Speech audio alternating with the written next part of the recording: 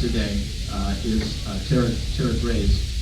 It's featuring the Wisconsin Innovation Awards, which connect and showcase innovators throughout our state and feature industries and organizations of all shapes and sizes. The annual awards program helps shine a light on companies that have developed transformational ideas. Tara Grays serves on the Wisconsin Innovation Awards Board and is going to provide us with the background and share information about this year's winners who were selected last week. Tara is an Assistant Vice President and Business Relationship Manager at Lake Ridge Bank. She's been a member of our Rotary Club since 2018 and is also our club's treasurer. We look forward to your presentation, Tara, and we've made a contribution to the Rotary International Polio Plus Fund to thank you for speaking with us today. And we will also have Q&A after Tara's done with her presentation. Welcome, Tara.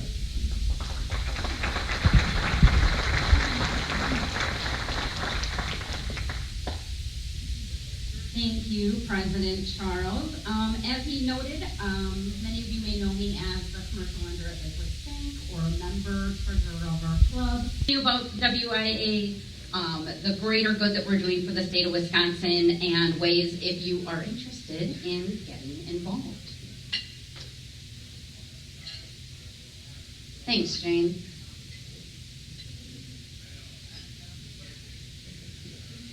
Yep.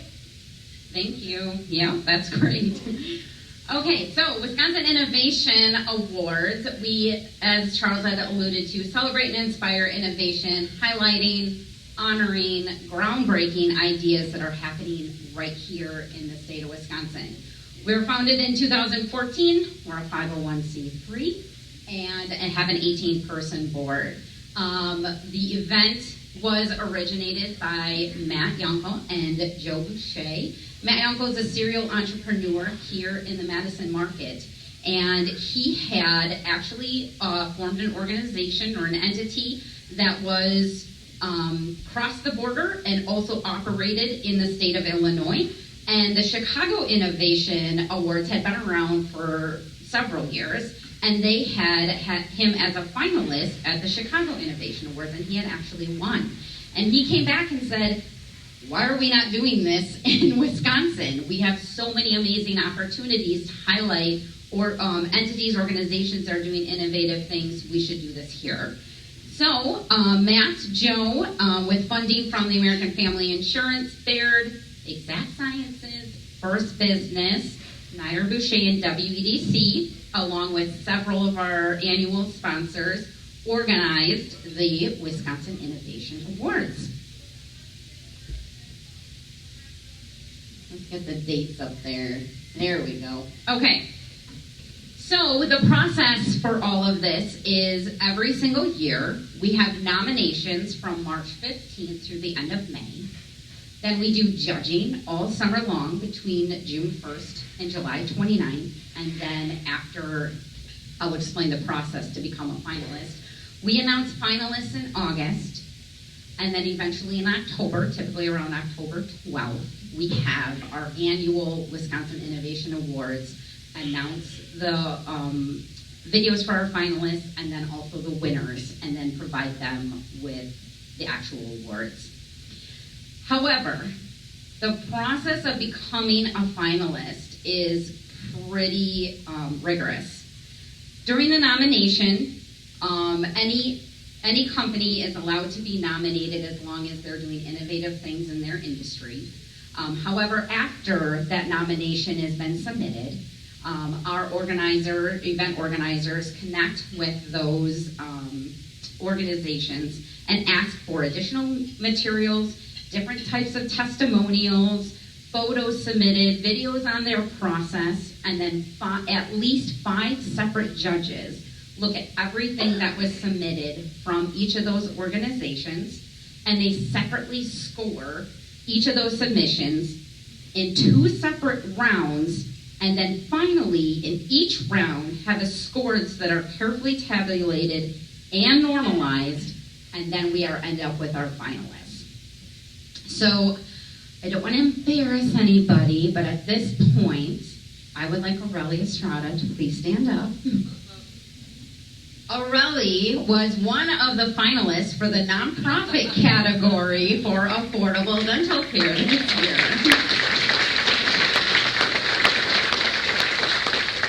Thank you, Aurelie. I know, but you guys are still doing awesome things. All right, so as I mentioned before, this is not something that just focuses on Dane County. Yes, we hold the awards here in Dane County every single year. However, this is something for the entire state of Wisconsin.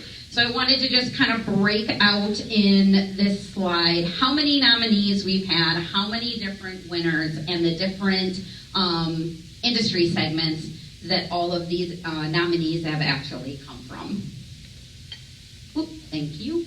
And then here's another breakout to show you where in the state of Wisconsin these individuals are coming from. So this is a statewide event. It's very big deal. The individuals that are finalists and winners get to add this as a proud token on their corporate resume and have actually spurred funding and seed monies later on once they have been recognized as a finalist for the Wisconsin Innovation Awards. On your tables, there's booklets on the Wisconsin Innovation Award from 2023. It lists all of the different organizations that were finalists this year, and then also there's another winners insert that shows the different organizations that were winners. This year we had over 300 nominations to review. We had 25 finalists and 9 winners.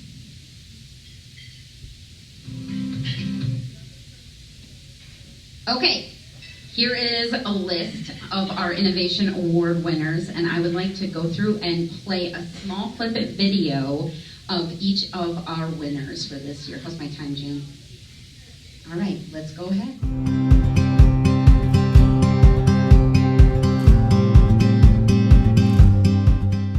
My name is Marianne Fairbanks, and together with Erica Hess, we founded a company called Hello Loom in 2019. While weaving has been around for tens of thousands of years, Hello Loom innovates on the loom itself by making it small and portable and accessible. So the innovation really comes in the scale and the tutorials that we create to make weaving really accessible and easy to get started. So anyone is invited to come and join in the act of weaving. Like many other craft forms, whether it's knitting or crochet, it's fun to take a project on the go or to be able to have access to it. And so the innovation with Hello Loom is that we're providing that. So in the past, weavers were sort of tied to a floor loom or a big frame loom. But here with Hello Looms, we're making it small, roughly the size of a cell phone, and making it something you put in your pocket and take with you on the go. Erica and I are really enthusiastic about providing people the tools that they need to get started. And one thing we've noticed is that tutorials are a huge part of that. So because we're both educators, we're able to create videos and resources to support people in their mission to weave. In 2018, we started working with WARF, the Wisconsin Alumni Research Foundation, to get some design patents for the way that the Hello Loom is designed. And we are really proud to hold 2 patents for the technology and the design itself of the loom.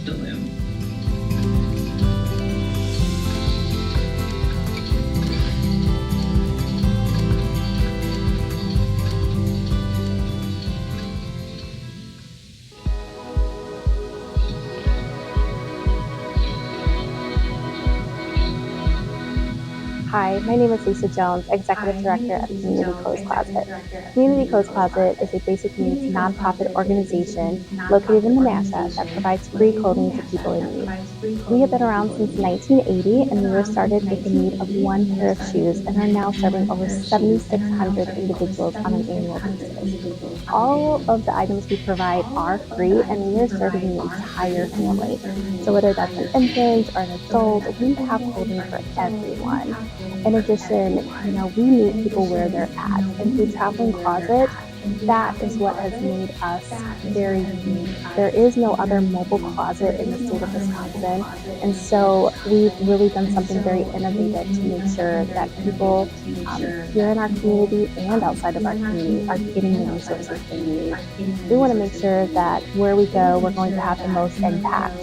And so we look at a lot of different things. What is the poverty level in that community? how many kids are on free and reduced lunch. In addition, we're talking to a lot of funders who are funding in that area and different partner agencies, because whatever we do, we want to make sure that we can meet the need and that we are serving the right individuals.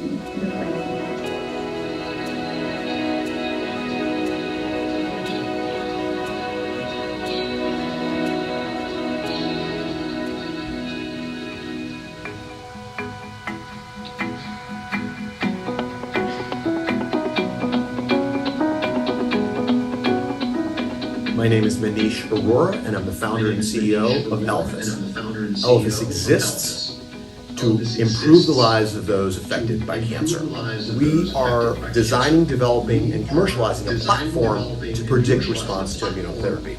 And the way we do that is by taking a patient's live tumor, physically reducing it into live tumor fragments, and then outside the body, introducing drugs and seeing both image response and other responses to try and figure out which immunotherapy is going to be best for that patient. We're solving a really hard problem in a really novel way. Most of the world, to try and work on immunotherapies and predict response or try and assess response, is using cell lines, organoids, or animal models. What we're doing is different. We're using a native, live human tumor. We're doing it in unprecedented time, getting results back very, very quickly. And in the process, we're generating really unique data sets on these live tumors that are going to be informative over the long haul. We've needed to have engineers working closely with cancer biologists, immunologists, and microscopists. We need to learn how to cut, preserve T cells outside the body. That's not straightforward. And we have done that.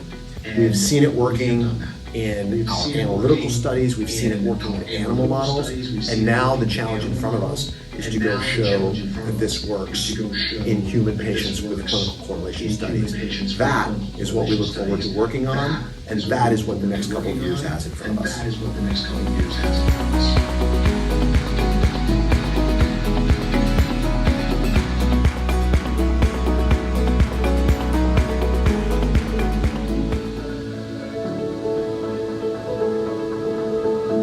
So my name is Frank Powell. I'm the founder of Managed Corp. Started Managed Corp back in 2016. So my name is Frank Powell.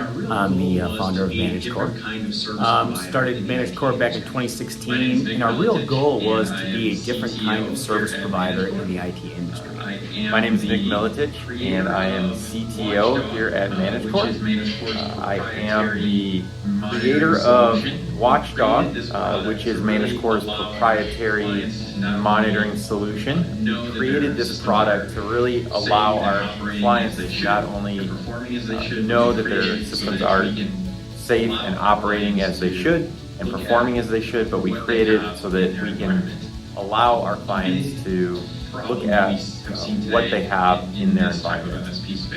A big problem that we have seen today in this type of MSP space has been around not having enough visibility into the infrastructure that you own. I would tell our customers, we'll never tell them that something is just our intellectual property. We will share anything with our customers. There's a lot of cases, other service providers are worried that they'll work themselves out of a job, or customers want to be educated to take over the jobs themselves. And what we have found, in most cases, that's not the case.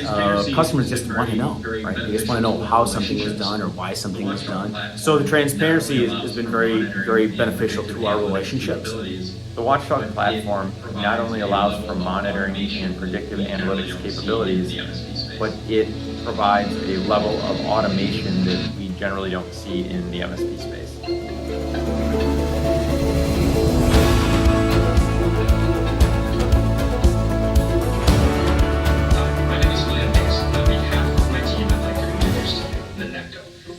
Endovascular clip-on torque operator.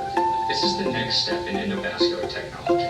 The current technologies that exist in the market for torque devices all use a Hi, my name is William Hayes, and on behalf of my team, I'd like to introduce to you the NECTO, the Novel Endovascular Clip-On Torque Operator. This is the next step in endovascular technology. The current technologies that exist in the market for torque devices all use a concentric in-vise mechanism. This allows for really great clamping on the guide wire, but does risk damage and can potentially impact the surgery as different parts of the guide wire are inserted into the body. This current device, because it's a concentric device that has a hole in it, also requires loading from the distal end of the guide wire. The distal end can be as far as 3 meters away from the point of incision. So guiding this torque device all the way to the insertion point risks guide wire contamination if the guide wire will fall on the floor. It also risks the surgeon losing their place as they're trying to thread this torque device so that they can use it to navigate further into the vasculature. Our device overcomes these setbacks by allowing an easy clip-on, clip-off mechanism close to the incision site. These therapies can be anything from aortic dissections to life-saving events. So it's much easier to take on and take off our device, which allows for faster therapy, delivery, and time-critical procedures like hemorrhages. The team is now working with Dr. Dai Yamanuchi, a prominent vascular surgeon at the University of Wisconsin, and has partnered with the Wisconsin Alumni Research Foundation in order to advance the IP in this space.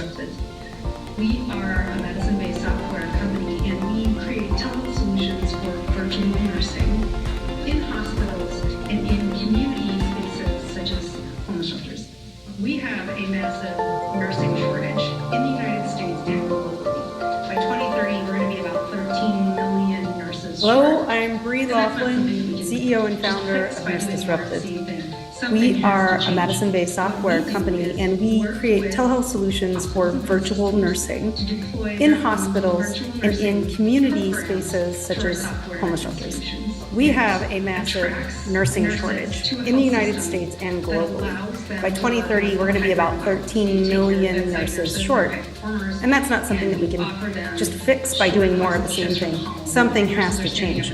What we do is work with hospitals and health systems to deploy their own virtual nursing programs through our software and solutions. It attracts nurses to a health system that allows them to work in what's called a hybrid model. So you take your bedside nurses, they're high performers, and you offer them short, flexible shifts from home. And nurses are standing up and saying, yes, this is the way that I want to practice. And it's been just an awesome retainer of nurses and a way to attract nurses to health systems.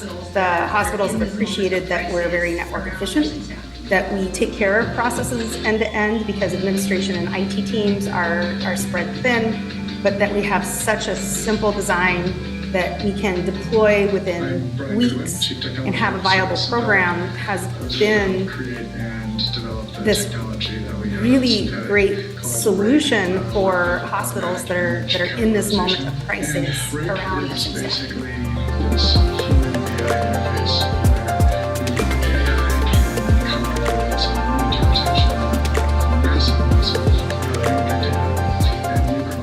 Interface to the AI in a sort of promptable way where you can very easily search terabytes. I'm Brian Goodwin, Chief Technology Officer at Synthetic. I was able to help create and develop the technology that we have at Synthetic called RAKE, Rapid Automatic Image Categorization. And RAKE is basically this human AI interface where the AI can come up with its own interpretation of massive amounts of imagery data, and we provide that interface to the AI in a sort of promptable way where you can very easily search terabytes and terabytes of imagery data to find both common occurrences or very rare occurrences. Traditionally, in order to extract value from mountains of imagery data, you would have to ascribe labels in a way that is human interpretable. And you'd have to do this to all of the images in the data set. And traditionally, the only way to do this is to embark on a lengthy data labeling journey that'll cost millions of dollars, take often years, and require a massive workforce We are able to essentially eliminate this process with rake. And a single analyst is essentially able to carry out tasks that would often be executed by literally thousands of analysts in mere hours. Now imagine that same 3D printer making full metal parts that are often manufactured overseas today. And the process can be completed in your classroom, lab, home studio, or even your garage. The very first plastic 3D prints that I made were very disappointing. They didn't have much. I'm Brad Woods, co-founder and CEO of the Virtual Foundry. And I'm Tricia Cease, co-founder and president of the Virtual Foundry. We've developed a new method of manufacturing pure metal, glass, and ceramic parts built on common, inexpensive equipment you may already have. Imagine the 3D printer that your kids use at school. Now imagine that same 3D printer making full metal parts that are often manufactured overseas today. And the process can be completed in your classroom, lab, home studio, or even your garage. The very first plastic 3D prints that I made were very disappointing. They didn't have much substance and felt like children's toys rather than useful objects. This was my aha moment. If I could print these objects in metal, this technology would be an even bigger game changer than it already was promising to be. Everybody knows about 3D printing now, and most people know it can be done with metal. But that wasn't the case 7 years ago. It took time for this technology to become understood well enough for people to fully trust it. The Virtual Foundry's metal 3D printing process isn't only for big companies with big budgets. This technology isn't limited to 1 or even 10 industries. It's for everybody. You in your research lab, you in your artist studio, you defending our country out in the field, and you spending time with your kids making cool stuff.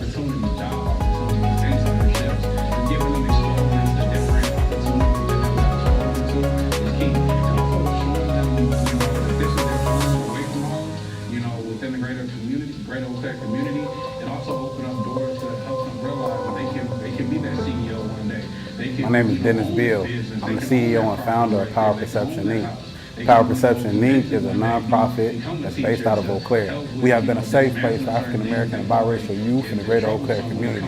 Starting off with 1 chapter with about 10 kids, and now we're up to about 4 chapters with over 40 plus kids, and pretty much each one of them. So we are the only mentoring program in the greater Eau Claire community that serves African American and biracial youth. And after viewing the county's data back in 2019 and 2020, we found this population is rated the highest when it comes to poverty. And so creating opportunities, job opportunities, internships, just giving them exposure to different opportunities that they never got exposure to is key. And also showing them, that this is their home away from home, within the greater Eau Claire community. It also opened up doors to help them realize that they can be that CEO one day. They can, own this business. They can own that property right there. They can own that house. They can, eventually one day become a teacher to help with, dismantling certain things that they feel like is troublesome when it comes to the school district. So that's just the way in which that I feel like we can make it happen. You can do whatever you put your mind to, but you get out what you put in. If you don't put nothing in, you're not gonna get nothing out. So put it all in, man. Like invest into yourself, invest into your future, invest into what you want. And I can guarantee you will be successful.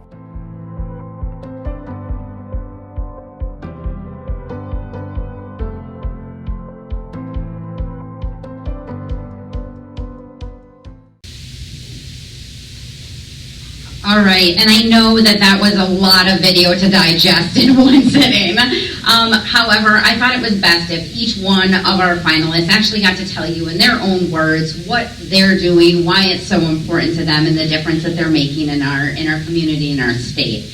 I also want to mention that last video that was played. Every single year in each industry, we have one winner, right? But then at the event, we use a Slido. QR code, and everyone who attends gets to vote. And everyone gets one vote, and we get to an award, one People's Choice Award. And so that last video, The Power of Perception, won the People's Choice Award this year. So I wanted to highlight that as well. So getting involved. I already went through the process of how we get to our finalists and what we do. However, I just wanted to let everyone know you can nominate any of the businesses that you know about that you think are doing innovative things. So right around May of next year, make sure that you're talking to individuals. So the more nominations that we have every single year just strengthens the pool, right? So every year, follow me on LinkedIn, follow WIA on LinkedIn. We always do posts and throw out there, say, hey, it's open nomination time. Nominate the businesses so that they can get recognized for the amazing work that they're doing. You can attend the WIA event. You can sponsor the event. That's on October. And then obviously to judge. If you have an expertise in business or in health or in nonprofit, please connect with me. I'll put the event organizers' contact information here at the end as well. And we'll vet you as a judge, but the more judges we have from diverse backgrounds, and it just makes it a better organization or a better event every single year. All right, here we go. So Groundwork Events. This is the organization that puts on WIA for the last 10 years. So shout out to Molly and Libby. They are they're the co-founders of Groundwork Events, and they're the ones who actually do a lot of the heavy lifting. Like I said, we have an 18-person board, several different committees. I'm on our nominating committee, so that's why I'm plugging the nominations. Get those out there. But yeah, WIA is a wonderful organization and highlights some amazing things that Wisconsin is doing to better forward each of our industries. And with that, I will take any questions that you have.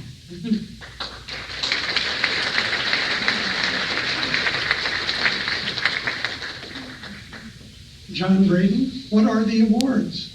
Oh yeah, so great question.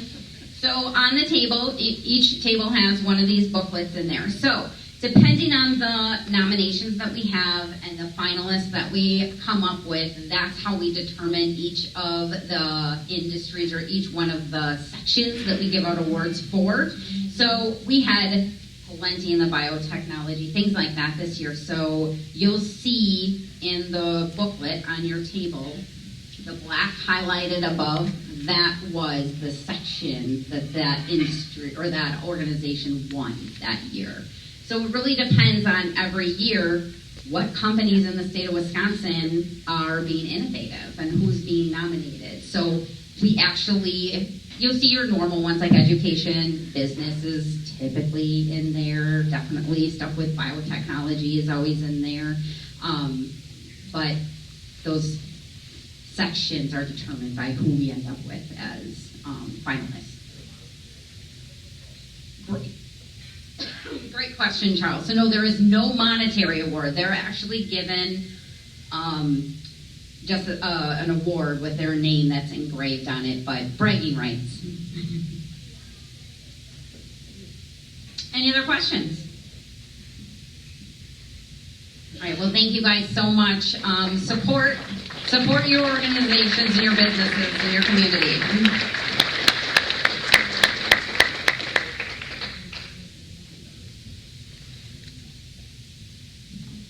Thank you, Tara, for that innovative presentation. So I have a question for you all before we head out. How many of you like UW women's volleyball? Yeah. How many of you are going to the game tonight? You? Who would like to go? Because immediate past president Paul Hoffman has 2 tickets that he's donating right here against Ohio State. They're good seats too, aren't they, Paul? Yep. And so they can be yours for a gift to the Madison Rotary Foundation. And I would guess the highest bidder wins, right, Paul? Okay. So if you're interested, come and see me afterwards, and we'll have some fun. Thank you, Paul, for donating that. You get to sit with immediate past president Paul Hoffman and Sharon as well, right? Oh, close by. Okay, very good. All right.